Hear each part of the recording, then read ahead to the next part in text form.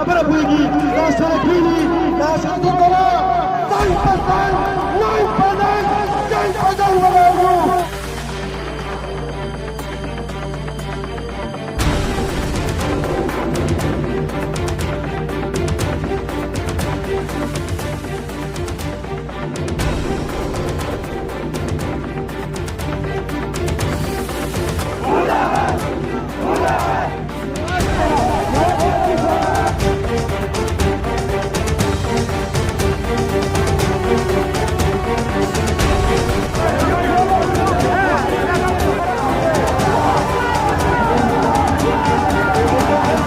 بسم الله الرحمن الرحیم. ګرانو قدرمنو کتونکو تاسو ګورئ سوات ټي وی لایو نیوز. کتونکو څنګه چې تاسو ته مخې ته مناظر ولیدو دا د سلور یونین کونسلې بها ګوالری او لابد دغه کسان چې دي راوتي دي او په مټې بچو کې دي خپل احتجاجي مظاهره کوي. دلته را سره د ګوالری یو ملګری موجود دی، دوی سره هم خبرې کوو چې دوی څه مطالبات کوي او څه ویل غواړي. السلام علیکم. السلام علیکم جی.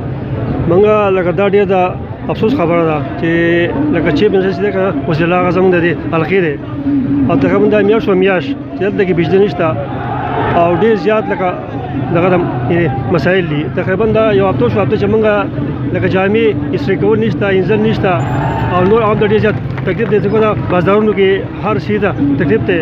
نو موږ چیف منسټر ته دا یو درخواست کوو که ته فرض کړه نشي کولی او دغه ځای کې دا منصب ته نشي سمبالولی، مهرباني وکړه دغې نه ریزاین ورکړه. ځکه چې ته د دې علاقې دغه منسټر یې او په کوم علاقه کې چې منسټر دی لکه زموږ دغه محب الله دی هلته بجلي شته، د ده په خپل ځای کې بجلي شته، بره علاقه هم د ده دغه علاقه ده. نو د دوی چې کوم دغه کلي وو وعدې کړلې په هغه وعدې دوی بالکل برخلاف روان دي. یو واده هم دوی پوره نه کړله د هغې برخلاف روان دي او خلکو ډېر زیات تکلیف دی په دې باندې. دا راته ووایي ستاسو د بجلۍ دا کومه مسله چې دا د څومره وخت نه جاري تقریبا دا خو د ډېر وخت نه دی چې دغه لکه شروع وه.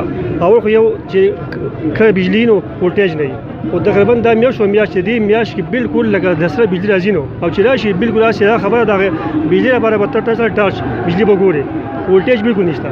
نو که دوی نشي کولی مهرباني دې وکړي موږ ته دې لار وښیي چې موږ په هغې باندې د هغو لاړ شو موږ دا خبره مسله به حل کړو.